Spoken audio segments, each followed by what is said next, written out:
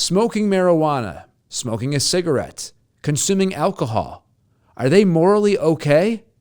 This is Dive Deep.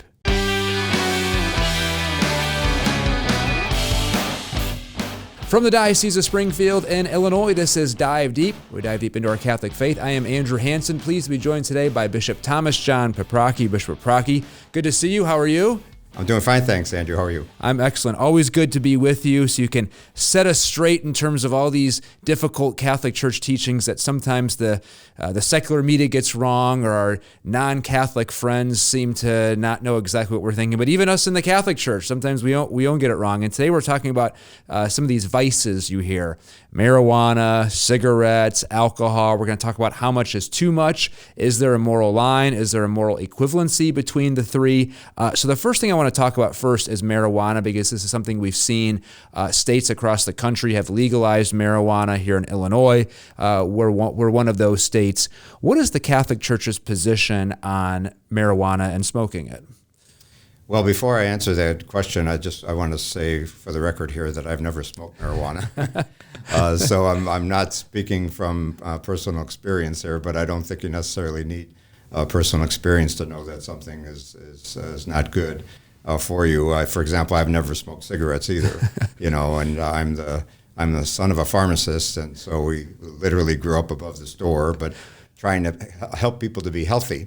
And so I think to answer that question then more directly is that the Church teaches that we are stewards of our bodies. God created us in His image and likeness, and we should take care of our bodies as best we can. And so there are a number of ways that we take care of our bodies and a number of ways that we can abuse our bodies. And so using a drug like marijuana, and I describe it as a drug basically, is a drug that I know there are some medical experts that push a medicinal purpose for it, but I think for many people the issue is not so much whether or not it's being used for a medicinal purpose for somebody that's dealing with a great deal of pain or something like that. That's a whole different story, and I'm not a doctor either. But I would say in the general sense of people are using marijuana to get high as a recreational drug, then I think that the Church is teaching in terms of promoting virtues like temperance and the virtue of being healthy, of not injecting things into our bodies that are going to be detrimental to our health. So I think that would be the first principle to be mindful of. But you said there is a difference between using marijuana recreational for getting high versus using it for medicinal purposes. There is a moral line. There is something that separates those two. I would say yes. Now, again, does it help medicinally or not? I'm not a doctor nor even a pharmacist at this point. But whether or not there are medicinal benefits to that, I'm kind of skeptical of that. I think there are plenty of other kinds of medications in terms of pain relief, but I guess I don't even want to speculate on that in a sense. So if there are medical experts that feel in their medical opinion that cannabis can be helpful for people in certain situations, well, that would be a different story. That would, as opposed to someone who is just wanting to use smoke marijuana to get high, and that would be, in that sense, it would be contrary to a number of points. One would be in terms of taking care of your own body, because I think, as I understand, inhaling any kind of smoke is not going to be good for your body, whether that's marijuana or just cigarettes. And that's why I've never smoked cigarettes either. I've never been attracted to that, but also just the sense that that's not healthy. I generally try to lead a healthy lifestyle. I watch what I eat and what I drink, and I exercise regularly. I run almost every day. I've been a marathon runner, and so I think that that's being a good steward. God created us in His image and likeness, as I said, and so we are stewards of His creation, and so to take care of our bodies in that sense, that's the first thing. But then also, there's the implications for loving God and loving our neighbor. So loving God is that's the first part of it. Is we're loving God by respecting His creation, but also loving neighbor. So if we're getting high for the purpose of point of getting high, that's kind of a selfish motivation. I'm doing this for myself, but then there's also the risk of, well, if you're getting high and you're driving, then you're talking another whole layer of moral difficulty. Whether we're talking about getting high with marijuana or getting high on drinking, if you're high and you're driving, I would describe that as sinful, definitely sinful, because you're putting perhaps your own life as well as other people's lives at risk, and that would be sinful behavior. And you kind of, a good bridge now for my next question is there a moral difference between getting high on marijuana and getting drunk on alcohol? I'd say qualitatively no. If that's your intention. Now, my understanding is that most people use recreational marijuana. That's the whole point of using marijuana, is to get high. Drinking alcohol is not necessarily to get high.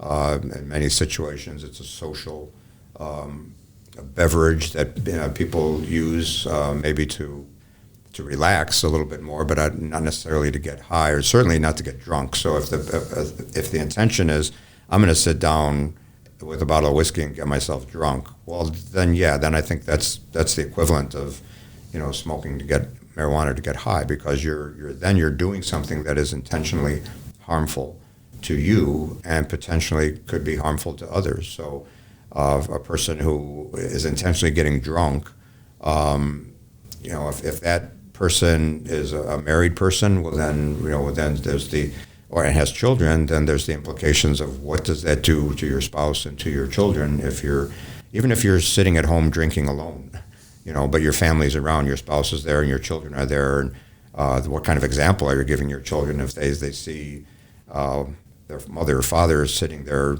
intentionally getting drunk? That's a very bad example for children. But then also, I think that the lowered inhibition of somebody who's been drinking, also in many cases is an entree for domestic violence. That with the inhibitions being lowered and getting into saying things that maybe are antagonistic, and then getting into some kind of a situation of domestic violence. I mean, there's all kinds of negative ramifications that can spiral out of that. Now I want to kind of split the difference here between, being just sober and getting high or getting drunk. You heard the phrase getting buzzed, getting a nice buzz going.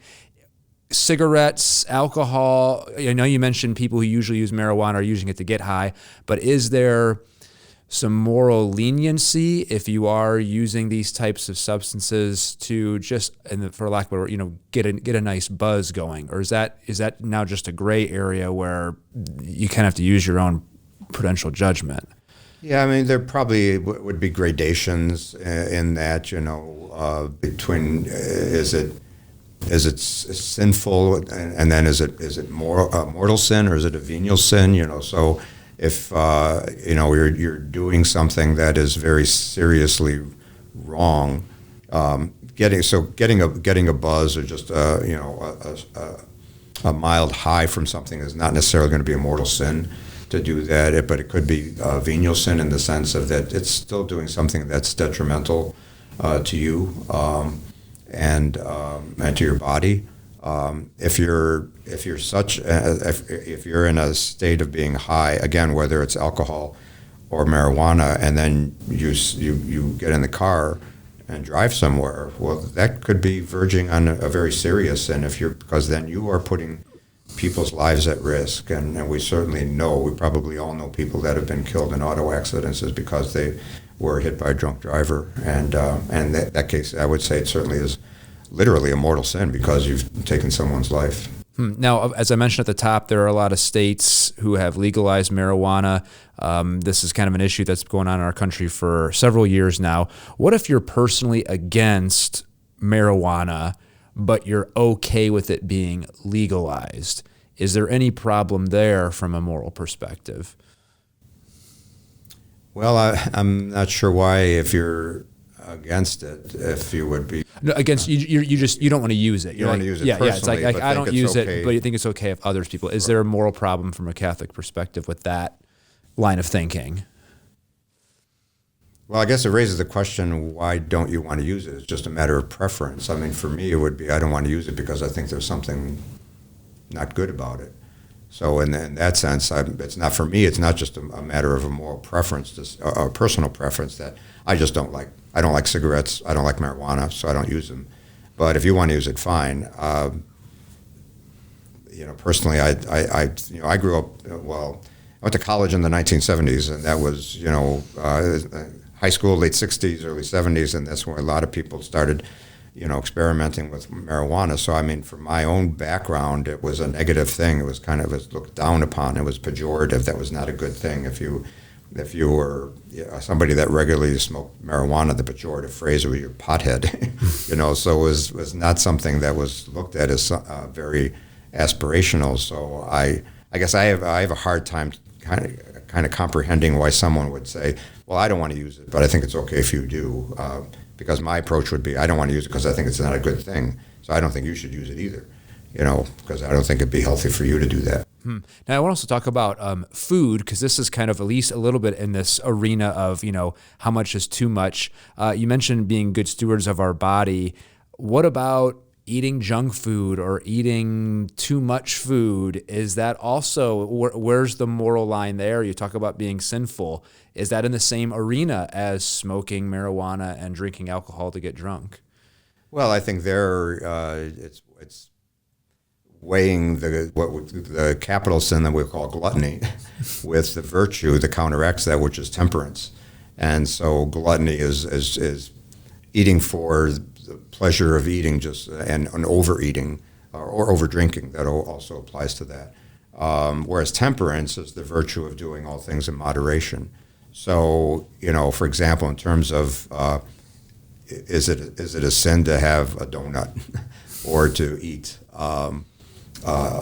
some pretzels or potato chips? No, it's not. I mean, if you're having lunch and you have a bag of potato chips, that's with the sandwiches, that's fine. But it's another thing to sit down with a whole big bag of potato chips or pretzels. I'm going to devour this, and then then if it's just indulging your pleasures because you love those pretzels so much, I'm just going to keep eating them until I finish this whole bag of family size pretzels or something. Well, then I think then that's verging on the sin of gluttony, So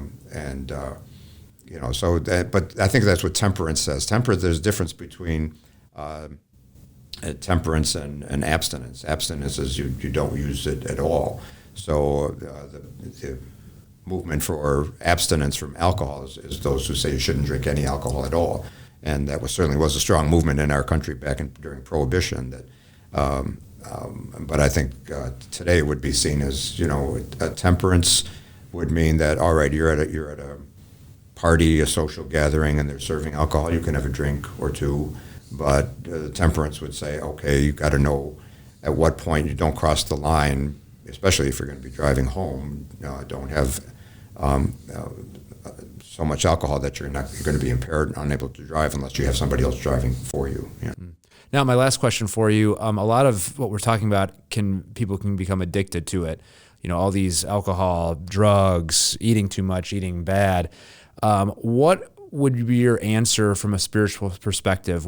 If someone is struggling from an addiction, what's your advice for us from a spiritual level to try to break free from that?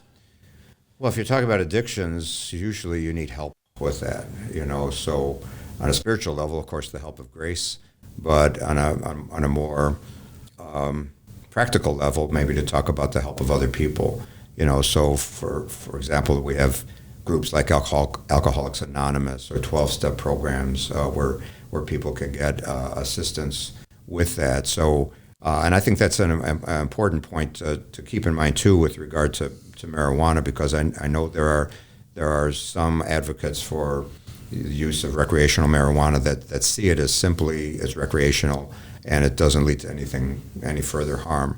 Well, again, I'm not a doctor, but I have heard from some experts that say that's not exactly true, that marijuana use does in some cases lead to other more serious drug use and addictions.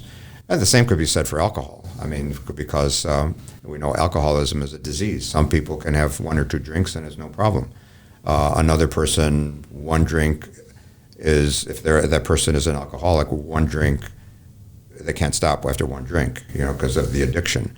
And so someone who is aware of being an alcoholic has to be abstinent and say, well, I can't have any alcohol at all. And so, but that's very difficult, again, for a person to do on his or her own. And so that's why groups such as Alcoholics Anonymous or any 12-step program are there to give people support and dealing with an addiction.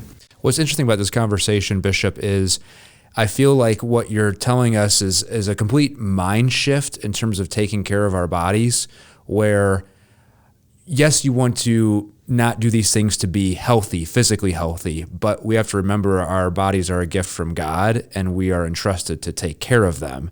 And so I find it fascinating to listen to and to remember that we need to have kind of that mind shift change to recognize that we need to take care of our bodies, not only to be healthy, but because God calls us to be healthy.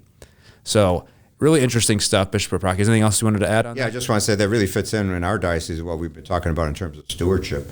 We tend to think stewardship sometimes is associated with the financial aspect of that. We're stewards of God's creation. Well, so our material goods, like our money, we have to be good stewards of that, and that certainly is true. But we're also stewards in terms of what God created us, and so we're stewards of God's creation in terms of our own bodies. And so I think that sense of healthy living, of exercising and eating and drinking properly, I think those are all aspects of good stewardship. Excellent. Good stuff. Bishop Paprocki, thanks for coming on Dive Deep. You're welcome. All right. For more podcasts, head over to our YouTube page, youtube.com/Dio Springfield. And until next time, we'll see you right here on Dive Deep.